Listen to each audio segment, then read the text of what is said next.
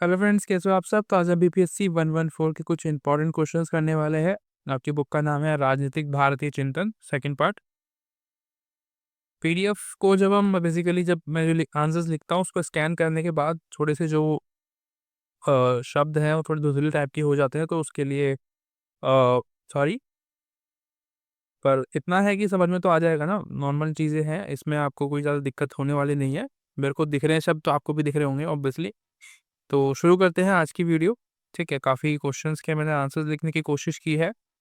ये दिसंबर 2024 का आपका क्वेश्चन पेपर है और दोनों लैंग्वेजेस में आता है, हिंदी और इंग्लिश।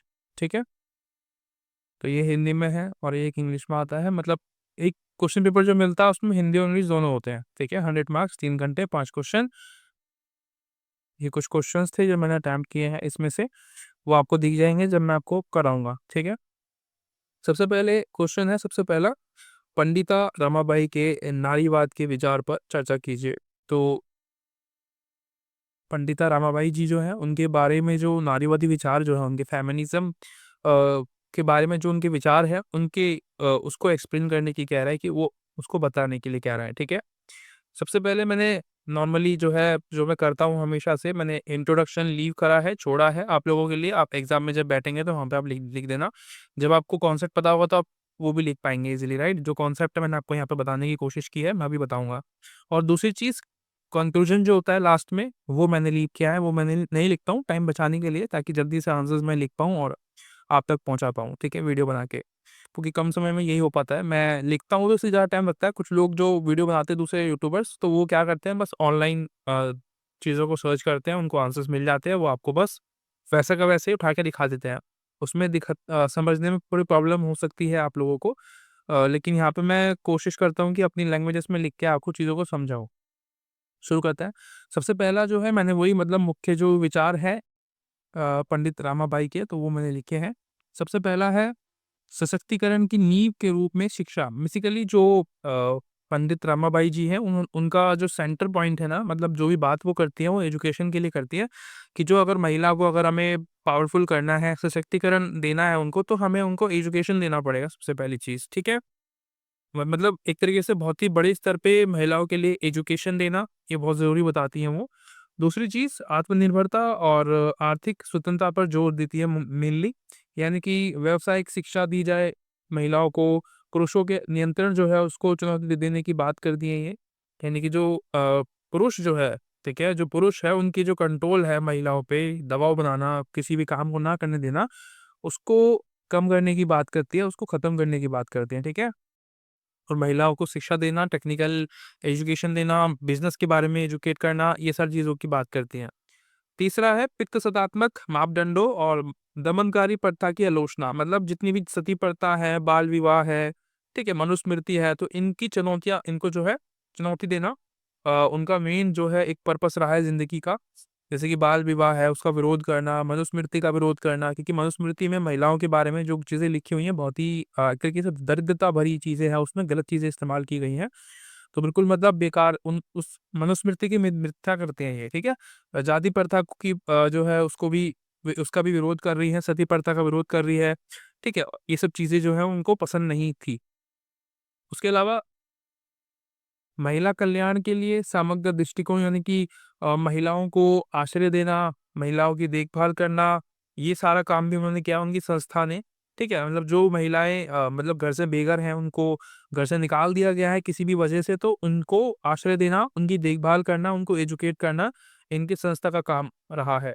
कानूनी कानूनी बदलावों की माँग करती हैं ये लोग, कि भई जो भी कानून है, जो लॉज़ है, उसमें बदलाव किए जाए। ये हम बात कर रहे हैं इंडिपेंडेंस से पहले की, जब हमारा कॉन्स्टिट्यूशन नहीं था, उससे पहले की यहाँ पे बात हो रही है। ठीक है? अंग्रेज़ों के समय पे। जन जागरूकता बढ़ाना, यानी कि लोगों में जो जागरूकता है वो बढ़ाना महिलाओं के प्रति, कि कोई बात नहीं, जो महिलाएँ हैं उनको भी हमें पढ़ना चाहिए, महिलाओं को भी, और उनको भी हमें आगे बढ़ाना चाहिए। तो इस तरीके की जो है बात करके जो लोगों को जागरूक करने की कोशिश इन्होंने की है। ठीक है? तो ये रही पंडिता रमाबाई। एक ही पेज में आपका जो है पूरी बॉडी, जो मेन बॉडी जिसमें से आप आंसर लिखते हो ना, जो आपको पता होना चाहिए, वो मैंने यहाँ पे लिखा है, तो आपको ये याद रखना है चीज़ों को। ठीक है? हर एक पॉइंट, जैसे कि सती प्रथा है, सती प्रथा को आपको एक्सप्लेन करना है अलग, जाति प्रथा को एक्सप्लेन करना है, मनुस्मृति के बारे में थोड़ा बहुत बता के आपको चीज़ों को लिखते रहना है। इससे क्या होगा, आपकी नोटबुक जो भी आपके आंसर शीट होती है वो भर जाती है इजीली, ठीक है। सेकंड क्वेश्चन है, सावरकर के राजनीतिक विचारों की मुख्य विशेषताओं क्या व्याख्या कीजिए। तो वही चीज़ यहाँ पे मैंने वही किया हुआ है, सावरकर जो है उनके जो मुख्य विचार है उसको मैंने यहाँ पे बताया है, ठीक है। उनकी विशेषताएं, उनके विचार एक ही बात है, वो मैंने यहाँ पे लिखने की कोशिश की थी। सबसे पहले उनका जो फोकस जो था ना, उनका मेन फोकस है हिंदुत्व पे, ठीक है। हिंदुत्व में मतलब समान राष्ट्र हो, समान नस्ल हो, समान संस्कृति हो। उनका कहना है कि जो हमारी अंदर विविधताएं है वो ना हो, सब कुछ समान हो। मतलब हिंदू को ज़्यादा जो है वैधता दी है उन्होंने एज़ कम्पेयर टू अदर जितनी भी रिलीजन है इंडिया में उनको, ठीक है।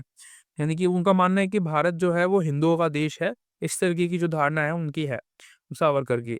उसके अलावा हिंदुओं का जो सैन्य करण है वो किया जाए, मतलब हिंदुओं को जुटाया जाए, ठीक है। आरएसएस जैसी जो संस्था है वो बनाई जाए, तो ये सावरकर के विचार थे चीज़ों को लेके, ठीक है। उसके अलावा कांग्रेस, गांधी जी की जो आलोचना है वो हमेशा करते आए हैं ये।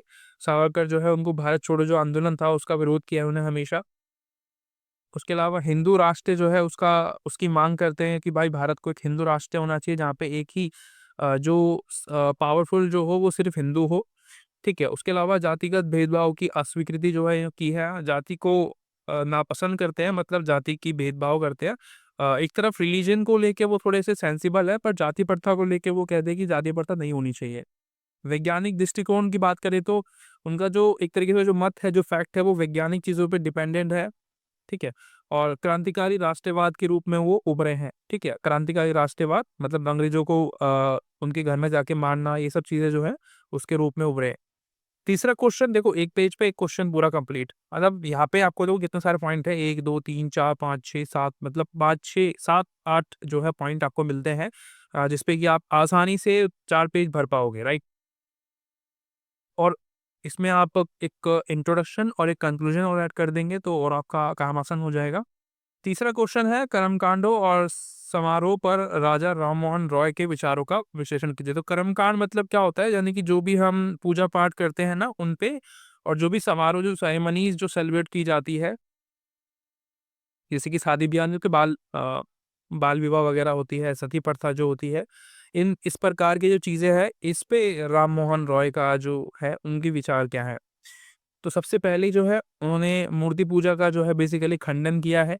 मूर्ति पूजा को बिल्कुल भी पसंद नहीं करते, इसलिए उन्होंने ब्रह्मो समाज की स्थापना की थी, ये हमें पता है, ठीक है। और बहुदेववाद यानी कि बहुत सारे देवताओं की पूजा करना, इसका भी उन्होंने विरोध किया है, बहुत ज़्यादा भरपूर विरोध जो है इन्होंने किया है। इसका आप बिना ज़्यादा पढ़े 2-3 लाइन लिख देंगे आराम से, राइट। मतलब स्टोरी बनानी है, पॉइंट देखता है एग्ज़ामिनर आपका, उसको कोई मतलब नहीं है कि अंदर क्या लिखा हुआ है। मैं आपको बता रहा हूँ, मैंने एग्ज़ाम दिए हैं तो मैंने बहुत डिटेल में लिखा था एग्ज़ाम आंसर्स में जो है, एग्ज़ाम्पल्स भी लिखे थे मैंने, पर जो नंबर जो सबको मिल रहे थे मुझे वही मिले थे। तो मुझे लगता है कि बहुत ज़्यादा पढ़ने का भी कोई फ़ायदा नहीं है इग्नू में स्पेसिफिकली। मूर्ति पूजा का अस्वीकार किया, वही मैंने जो बताया आपको, ये जो ब्रह्मो समाज है ये मूर्ति पूजा को अस्वीकार करता है, और एक निराकार ईश्वर की पूजा करता है, जिसमें कि ईश्वर का कोई मतलब मूर्ति पूजा जो है वो मूर्ति पूजा ना होके कोई वैसी, मतलब अपने मन में जो है हम भगवान को एक जगह दे, एक अच्छी जगह दे, ठीक है। सती प्रथा और जो बाल विवाह है उसको अस्वीकार करता है ब्रह्मो समाज। तो ब्रह्मो समाज आया तो कुछ चीजें जो है इसमें आपको लिख देनी है पॉइंट बना के, राइट। और फिर एक आता है अंधविश्वासों की आलोचना, यानी कि जैसे कि आंतरिक भक्ति पर जोर देते हैं ये लोग, ये जो हमारे राम मोहन रॉय जी है। आंतरिक शक्ति मतलब एक तरीके से हम अपने मन से भगवान को माने, ऐसा ना हो कि भाई हम मूर्ति पूजा कर रहे हैं, दिखावा कर रहे हैं तो उसको नकारते हैं। बलि को जो है अस्वीकार किया उन्होंने हमेशा, कि भाई किसी भी प्रकार के जो जानवर है उसको बलि, उसकी बलि ना दी दी जाए। सती प्रथा को, सती प्रथा का खंडन करते हैं और बाल विवाह का भी खंडन करते हैं। तो ये बाल विवाह, सती प्रथा, ये पॉइंट है, इनको अगर आप एग्जाम में लिख के इनको एक्सप्लेन कर देते हैं तो आपके आराम से 4 पेज भर जाएंगे, ठीक है भाई। वही चीज एक परिचय और एक आपका निष्कर्ष आपको हमेशा लिखना है अपने आंसर्स में, उसको खत्म करने के लिए, अपने आंसर्स को एक पूरा रूप देने के लिए आपको ये करना चाहिए, ठीक है। सेकंड क्वेश्चन है, कट्टरपंथी मानवतावाद की अवधारणा की व्याख्या कीजिए। कट्टरपंथी मानवतावाद की अवधारणा, ठीक है। तो इसमें क्या है, जो मानवतावाद जो है इसका मतलब मैंने लिखा है एक ऐसे समाज का निर्माण करना जहाँ व्यक्ति स्वतंत्र, तर्कसंगत और नैतिक तरीके से अपनी पूरी क्षमता का उपयोग कर सके। ठीक है? मतलब व्यक्ति जो है अपनी स्किल्स का इस्तेमाल करके, अपनी तर्क क्षमता का इस्तेमाल करके समाज में उसका इस्तेमाल कर सके। बेसिकली अपने आप को दिखा सके लोगों को, पैसा कमा सके उन चीज़ों से। उसको जैसे कि पहले जाति में जो था हमारे समाज में, एक गलत चीज़ जो थी कि वो एक जो समाज व्यक्ति है, जैसे कि कोई दलित समाज का व्यक्ति है, तो वो जो उसको काम दिया गया है, वो ही करेगा। ये उनका एक तरीके से विरोध कर रहे हैं इनडायरेक्टली कि भई जो व्यक्ति जिसके काबिल है, उसको उसका काम दिया जाए। मतलब अगर मेरे पास डॉक्टर बनने की स्किल है, तो मैं डॉक्टर बनूँगा, ना कि मैं अगर क्षेत्रीय हूँ, तो मैं क्षेत्रीय का काम करूँगा, सिर्फ लड़ाई-झगड़े करूँगा, नहीं। मैं डॉक्टर भी बन सकता हूँ, मैं बिज़नेसमैन भी बन सकता हूँ, मैं एक टीचर भी बन सकता हूँ, जो मेरा मन करे मैं वो कर सकता हूँ, ठीक है? बात सब कुछ आता है स्किल्स पे, तो ये स्किल्स के ऊपर ज़्यादा फ़ोकस कर रहे हैं यहाँ पे, ठीक है? इसमें अवधारणा जो पूछा था, अवधारणा में क्या है कि व्यक्ति की जो हो वो प्रधानता हो, मतलब एक पर्सनल जैसे कि मेरा है ना, पहले हमारा समाज जो है ना, उसमें क्या प्रॉब्लम थी कि सामूहिक जो चीज़ें हैं वो ज़्यादा एक्सेप्टेबल थी, बेशक समूह गलत भी कह रहा हो। कहने का मतलब कि जैसे कि 4 लोगों ने कुछ चीज़ बोल दी ना समाज में कि भई ये वाला समाज जो है वो उसको ये वाला काम करना है, तो पूरा समाज जो है उसको फॉलो करने में लग जाता था। बेशक वो गलत क्यों ना हो। लेकिन व्यक्ति की जो प्रधानता है इसका मतलब क्या होता है कि जैसे कि मैं अकेला व्यक्ति अगर कुछ बोल दूँ, अगर वो सही होगा तो उसको लोग फ़ॉलो करें। इसको बोलते हैं व्यक्ति की प्रधानता। अगर मेरी बातों में सच्चाई होगी, अगर मैं सही बोल रहा हूँ तो उसको लोग फ़ॉलो करें और मेरे ऊपर जो मतलब जो मैं चाहता हूँ अपने हिसाब से वो मैं करूँ, ठीक है? मैं चाहता हूँ कि मैं डॉक्टर बनूँ, हालाँकि मेरे को जो मैं x as a Dalit example के लिए मैं एक दलित इंसान हूँ और मुझे बोला जा रहा है कि तू झाड़ू लगा, ठीक है? झाड़ू लगा, लेकिन मैं चाहता हूँ कि मैं डॉक्टर बनूँ और समाज को कुछ सेवा सेवा करूँ समाज की। तो ये जो है इसको बोलते हैं व्यक्तिवाद, ठीक है? प्रधानता मतलब मेरी जो बातें हैं, मैं जो चाहता हूँ मैं वो करूँ पर्सनली, ठीक है? अ, बुद्धिवाद और वैज्ञानिक दृष्टिकोण जो है उसके बारे में बात करते हैं कि भई हमारा जो दृष्टिकोण है वो एक तरीके से बुद्धि पे, तर्क शक्ति पे आधारित हो और वैज्ञानिक तरीके से हमारा चीज़ें फैक्चुअल हो। ऐसा ना हो कि भाई कुछ भी कह दिया हमने, लोगों ने मान लिया, ऐसा ना हो। मतलब धार्मिक चीज़ों को नापसंद जो है यहाँ पे किसके अंदर? मानवतावाद के अंदर किया जा रहा है। मतलब धार्मिक चीज़ें ना हो, ठीक है? कि धर्म के आधार पे जो लिखा हुआ है धर्म में मनुस्मृति में ये लिखा है तो यही करना चाहिए, तो ये ना हो, ठीक है? उसके अलावा स्वतंत्रता पर जोर दिया है उन्हें सभी प्रकार के लोगों के लिए, सिर्फ़ किसी एक पर्टिकुलर लिंग के लिए नहीं, सभी के लिए इंडिपेंडेंस हो, चाहे वो जाति का हो, किसी लिंग का हो, किसी नस्ल का हो, किसी भी रंग का हो, डज़न्ट मैटर। और विकेंद्रीकृत लोकतंत्र यानी कि जो बेसिकली जो सरकार है ना, वो सेंट्रलाइज़ ना होके वो डिसेंट्रलाइज़ हो। मतलब कि जैसे कि आज आप देखते हो ना, जो सत्ता है वो नीचे तक आई हुई है। नीचे से मतलब ग्राउंड लेवल से हमारा काम होता है। मतलब कि पंचायत जो है वो ग्राउंड लेवल से चीज़ों को करती है। फिर और ऊपर जाती है, फिर ब्लॉक लेवल पे, फिर उसके बाद स्टेट लेवल पे, फिर सेंट्रल लेवल पे। तो ये जो हमारी जो पावर्स है ना वो बटी हुई हैं सबकी अलग-अलग। ऐसा नहीं है कि प्राइम मिनिस्टर के पास सारी पावर है, उसके हाथ में सब कुछ, नहीं। कुछ जो नीचे के लेवल के लोग हैं उनके पास भी कुछ-कुछ पावर बटी हुई हैं, ठीक है? उसके अलावा सांस्कृतिक जागरण होना चाहिए लोगों में, यानी कि ऐसा ना हो कि भाई संस्कृति को लेके, कल्चर को लेके लड़ाई झगड़े झगड़े हो रहे हैं आपस में, ये ना हो, ठीक है? मतलब अंधविश्वास को जो है नकारने की बात करते हैं ये। नैतिकता और आचार लोगों में होना चाहिए चीज़ों को लेके, लोगों में बड़ों को बिहेव अच्छा करना चाहिए बड़ों के साथ, नमस्कार, नमस्ते और अलग-अलग प्रकार की जाति, लिंग लोगों के साथ में हमें अच्छे से बिहेव करना चाहिए, चाहे वो किसी भी समाज से आया हो, किसी भी लिंग का हो, उन सभी के साथ अच्छे से व्यवहार करना चाहिए। सहकारी अर्थव्यवस्था यानी कि एक ये भी तो इम्पोर्टेंट है ना मानवतावाद में कि भाई एक व्यक्ति के पास अच्छी नौकरी भी हो, जिससे कि वो अपनी जीविका चला पाए और अपने बच्चों को, अपनी फैमिली को पाल सके, ठीक है? अपने बारे में सोच सके, ये चीज़ें भी हो। उसके अलावा नेक्स्ट क्वेश्चन है कि टैगोर के महानगरीयतावाद की विश्लेषण कीजिए। मतलब एक्सप्लेन करना है, बताना है क्या है। ये जो टॉपिक है ये है हमारा टैगोर के महानगरीयतावाद, ठीक है? मतलब इसको क्या बोलेंगे हम, सभी मनुष्य एक ही समुदाय के सदस्य हैं। मतलब इसका मतलब ये होता है, ठीक है? मैंने इसका मतलब लिख दिया है, महानगरीयतावाद का मतलब सभी जो मनुष्य हैं वो एक ही समुदाय के सदस्य हैं। मतलब कि जैसे कि हम भारतीय हैं तो हम भारतीय हैं। हमारा चाहे कुछ भी धर्म हो, कोई भी जाति हो, कोई भी नस्ल हो, हम इंडिया में रहते हैं तो हम इंडियन के सिटीज़न हैं, ठीक है? तो इसका मतलब ये होता है महानगरीयतावाद मतलब, ठीक है? मतलब महानगरीयता मतलब एक एक इंडिया की बात कर रहा है, ठीक है? इसका विश्लेषण करने की बात करेंगे तो इसमें क्या आएगा पौड़ी में कि भई आक्रामक राष्ट्रवाद की आलोचना करते हैं ये कि भाई किसी भी प्रकार का झगड़ा ना हो समाज में, आक्रामकता ना हो, लोगों में एक तरीके से डर ना हो किसी भी चीज़ को लेके, ठीक है?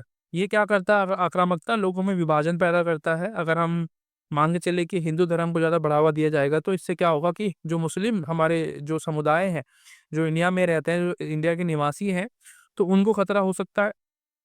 ठीक है, इससे और जो अमानवीयता है वो फैल सकती है लोगों के अंदर एक जो है एक-दूसरे को लेके जलन पैदा हो जाएगी, मारने को देखेंगे, ये सारी चीज़ें जो है संघर्ष का स्रोत हो जाएगा ये आक्रामकता। राष्ट्र और जो समाज है चीज़ें उसमें बँट जाएँगी, ठीक है? अब जैसे कि हिंदुओं की संख्या ज़्यादा है एग्ज़ाम्पल के लिए समझो सिर्फ़ समझाने के लिए मैं बोलता हूँ, इसका मतलब ये नहीं कि आप कमेंट में आके मुझे जो है गलत चीज़ें बोलें। तो राष्ट्र मतलब होता है जैसे कि हिंदू है तो वो राष्ट्र अपने आप को मानेंगे और एक है समाज, ठीक है?